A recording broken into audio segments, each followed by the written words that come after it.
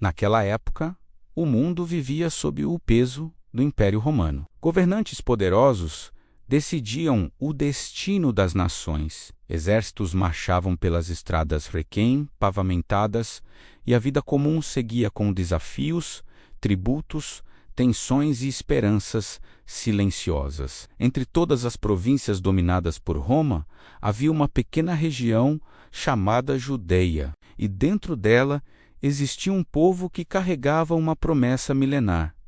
A promessa de que um Messias viria, um Salvador enviado por Deus. Alguém que libertaria, guiaria e restauraria o coração da nação e da humanidade. Os judeus esperavam esse Messias há séculos. Profetas já haviam anunciado sua vinda, reis haviam sonhado com esse dia, e gerações inteiras mantinham viva a expectativa. Mas ninguém imaginava que esse Messias chegaria da forma mais inesperada, mais humilde e, ao mesmo tempo, mais grandiosa que o mundo já testemunhou. É nesse cenário que encontramos Maria, uma jovem simples de Nazaré, uma moça comum aos olhos humanos, mas profundamente escolhida aos olhos de Deus. O anjo Gabriel aparece a ela com palavras que mudaram não só sua vida, mas o destino de toda a humanidade.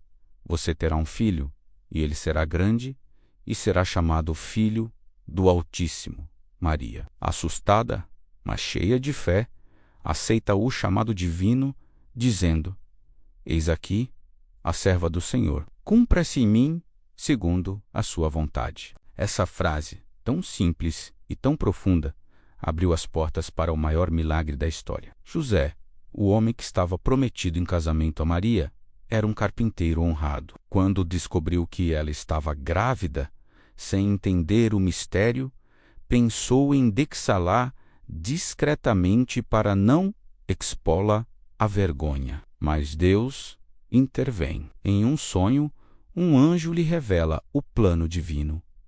O filho que Maria carrega é obra do Espírito Santo, e esse menino será chamado Jesus, porque ele salvará o seu povo dos pecados. José, obediente e justo, decide permanecer ao lado de Maria, protegendo-a, guiando-a e compartilhando com ela a missão de cuidar do Filho de Deus, enquanto o bebê crescia silenciosamente no ventre de Maria. Um decreto é emitido em Roma. César Augusto ordena um recenseamento para contar toda a população do império. Cada pessoa deveria retornar à cidade de origem de sua família. José, descendente da linhagem do rei Davi, precisava viajar para Belém, a cidade de seus antepassados. Maria o acompanha, mesmo grávida, e às portas do parto. E assim, por causa de um decreto político, Deus começa a mover os acontecimentos para cumprir uma profecia de 700 anos antes, que o Messias nasceria em Belém. A viagem entre Nazaré e Belém não era simples. Eram cerca de 150 quilômetros de estradas longas e irregulares. Não havia conforto, não havia tranquilidade.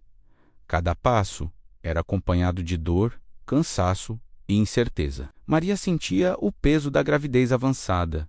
José carregava a responsabilidade de proteger sua esposa e o filho prometido. Mas mesmo assim, eles seguiam confiando. O plano de Deus nem sempre é o mais fácil, mas sempre é o mais perfeito. Quando finalmente chegam a Belém, a cidade está lotada. Pessoas de todas as partes haviam retornado por causa do recenseamento. As hospedarias estão cheias, as casas estão abarrotadas e não há lugar para ficar.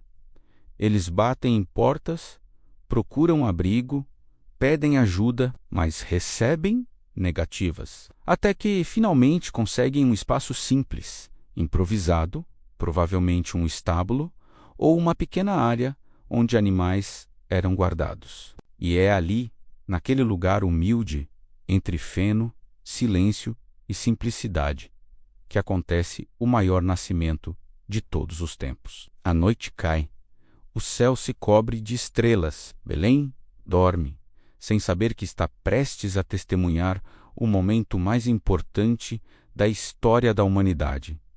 Maria sente as dores do parto. José a ajuda como pode. A luz fraca de uma lamparina ilumina o ambiente. E então, no silêncio e na humildade daquele lugar esquecido, nasce Jesus, o Filho de Deus, o Verbo que se fez carne, o Salvador do mundo. Maria envolve o bebê em pano simples. José prepara uma manjedoura, menos o coxo, onde os animais comiam menos, para colocar o menino. Não havia berço luxuoso, não havia riqueza, não havia honras humanas. Apenas simplicidade. Apenas a presença de Deus entrando no mundo pela porta da humildade. Enquanto isso, nos campos de Belém, alguns pastores estavam acordados, vigiando seus rebanhos. Pastores eram considerados pessoas simples, muitas vezes marginalizadas, mas Deus escolheu revelar o nascimento do Salvador a eles primeiro. De repente, um anjo aparece no céu. A luz divina envolve aqueles homens. E o anjo anuncia: não temais. Trago boas novas de grande alegria para todo o povo. Hoje nasceu o Salvador, o Cristo, o Senhor. Logo, uma multidão de anjos aparece cantando: glória a Deus nas alturas e paz na terra entre os homens. Aquela cena jamais seria esquecida. Os pastores, com o coração cheio de espanto, correm para Belém, encontram Maria, José e o menino deitado na manjedoura, exatamente como o anjo havia dito. E ali, diante daquela criança, homens simples reconhecem o Messias. Eles contam a todos o que ouviram e viram. E a notícia começa a se espalhar. Mas o nascimento de Jesus não tocou apenas pastores. Em terras distantes, estudiosos menos conhecidos como magos observavam o céu, atentos às profecias. Eles viram uma estrela diferente, um sinal de que um grande rei havia nascido. Eles não eram judeus, não faziam parte do povo escolhido, mas a vinda de Jesus é para toda a humanidade. Guiados pela estrela, eles viajam longas distâncias até Jerusalém, depois até Belém. E quando encontram o menino, se prostram e o adoram. Eles oferecem ouro, símbolo de realeza; incenso, símbolo de divindade; mirra, menos, símbolo de sacrifício. Cada presente carrega um significado profundo sobre quem Jesus realmente é. Enquanto isso, Herodes, o rei da Judéia, é informado sobre o nascimento desse novo rei. Movido por inveja e medo de perder poder, ele planeja eliminar a criança. Mas Deus protege sua promessa. Um anjo avisa José em sonho para fugir com Maria e o menino para o Egito.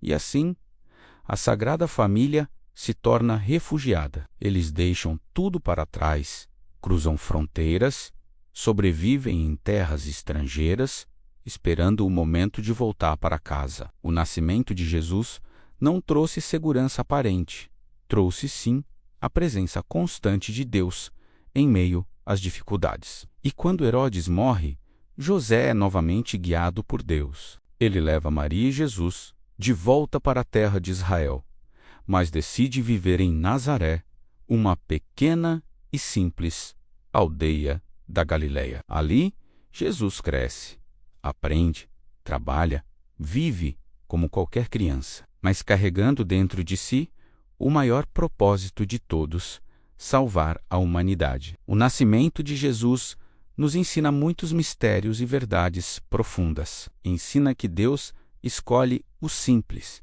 para confundir o poderoso. Ensina que o Salvador não veio pela força, mas pelo amor. Ensina que Deus entra na história humana pela porta da humildade. Ensina que o Messias não nasceu em palácios, mas em uma manjedoura. Ensina que o céu se abriu para pastores estrangeiros, mostrando que a salvação é para todos. Ensina que mesmo quando o mundo parece indiferente, Deus está agindo. Ensina que nada acontece por acaso.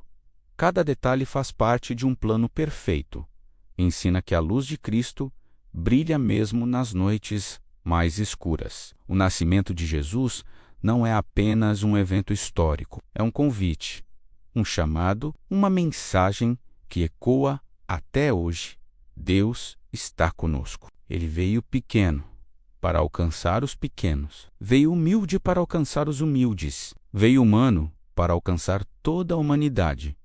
Veio como luz para dissipar as trevas. Veio como paz para acalmar os corações. Veio como esperança para renascer em cada vida que o acolhe. E assim, aquela noite silenciosa em Belém continua falando, continua iluminando, continua transformando, porque o menino que nasceu na manjedoura continua sendo o Salvador que vive, reina e toca vidas até hoje. E toda vez que lembramos dessa história, somos convidados a fazer o mesmo que os pastores fizeram, ir até Jesus, e o mesmo que os magos fizeram, adorá-lo, e o mesmo que Maria fez, guardar tudo no coração, porque o nascimento de Jesus não é apenas uma data, menos é uma decisão, uma renovação, um encontro com